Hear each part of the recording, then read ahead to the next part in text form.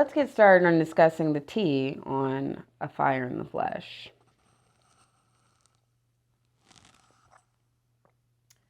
This could have been better. I'm not usually one to bash a book, and especially not Jennifer L. Armentrout's books, because I really love this author. However, she left much to be desired in this last book that she added to the Fire in the Flesh series. So, beware that this review will have spoilers, because I have to spoil some things to tell you what I liked and what I did not like about the book. And I'm also not recommending you guys read this book. I'm recommending you read the summary. Now, if you, based off my quick snippet of the book, think that you're interested in it, then go ahead and read it. But also stop watching this video and you can come back to it later. So, hopping right into it. This book has a 4.09 rating on Goodreads, and I totally do not agree with this. I think that the book should be like 3.5 stars.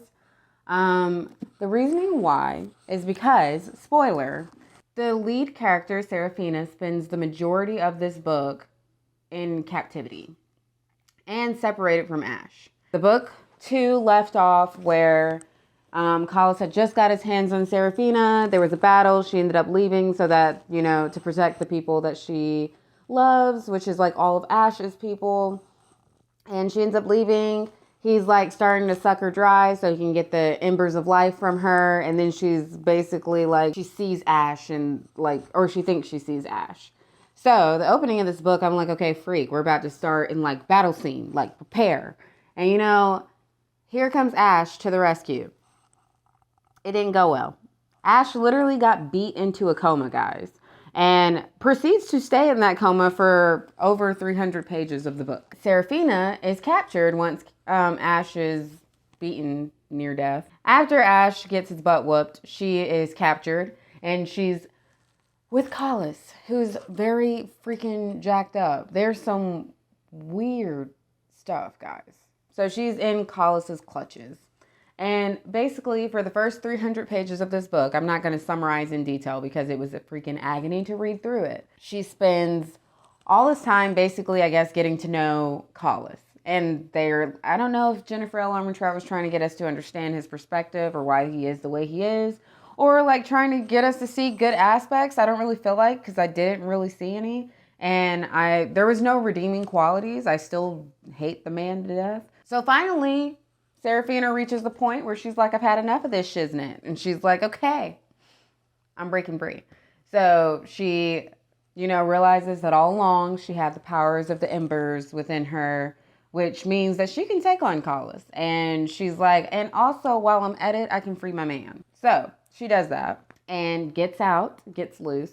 This is such a quick version summary, guys. But if this all intrigues you, then of course, read the book. If you realize from this really snippet summary that, then read a summary of the book. Ash comes because after she rescues herself and lets free Ash, she's depleted on death's door, which, she was at death's door anyways because the embers are not meant for a human body. So Ash comes, gets her. Then there's this sad tone to the book. Because then you're like, oh, Serafina's going to die any moment. Ash can't save her because he took out his heart thing, I'll put it somewhere.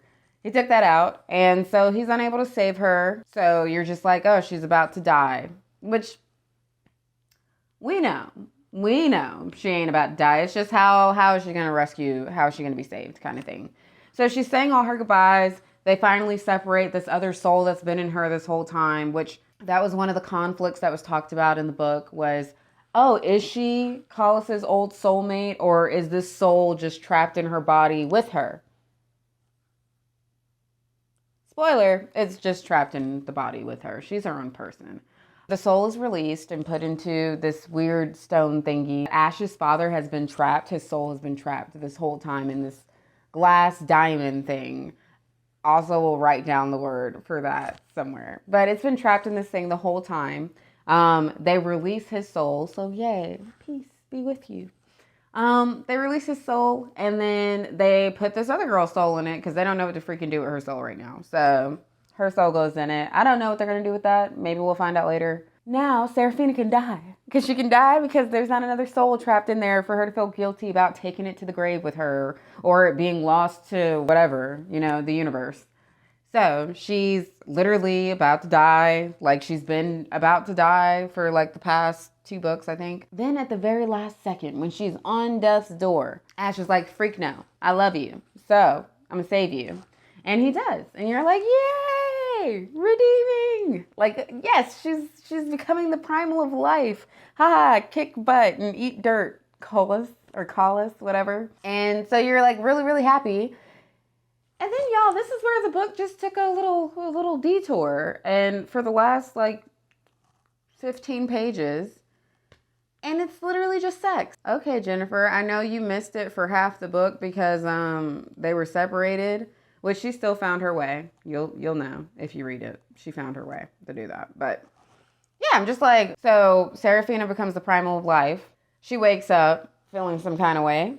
And then we spend the last bit of the book just helping her not feel some kind of way. And I'm just like, okay, so what exactly is happening with Collis? And then when you're asking that question, as you should be, because anybody I feel like that was reading the book, that was following the plot would ask that question. Then she's just like, Ash is just like, oh, that can wait. It's not important. And it's like, excuse me, it is important. Y'all, there were so many times that they did it at the end of the book that I lost count. And I was just like, okay, we get it. Like, I, therefore, am not too pleased with this book because of her spending most of the time in captivity, being away from Ash. We didn't even get, to hear about any of the supportive characters that we like from book 1 and book 2 so much because she was captive and she was around all these other people that you'll grow to hate. There could have been a lot more done with this book, or it could have just not been done. I feel like this book could easily be summed up in a few chapters in book 4, and that she shouldn't have necessarily had 4 books to the series, maybe just 3. There were some good points in the book. I do instead of going with the usual damsel in distress where we're waiting for a man to rescue us, she did make Seraphina lose her shiznit and then rescue herself and rescue Ash. And of course, Ash, it helps afterwards, but I think it shows how sometimes you're searching for your person or someone to come rescue you, and really you have the capability of rescuing yourself all along. So that was really a nice touch to the book. Besides that, I feel like the setting has been set for book 4, and I really think that book 4 will be amazing unless she just completely drops the ball. But I do feel like book 3 was really just filler. And even the way she ended book 3 was just kind of dragging it along so that she didn't have to say anything that would happen in book 4. So it's not your best, Jennifer. And you have some good stuff. We all know she has good stuff. This just wasn't the best. I will be doing a review when book 4 comes out because I'm ready. As for now, that's all. Make sure to stay tuned for more videos, and I'll see you guys next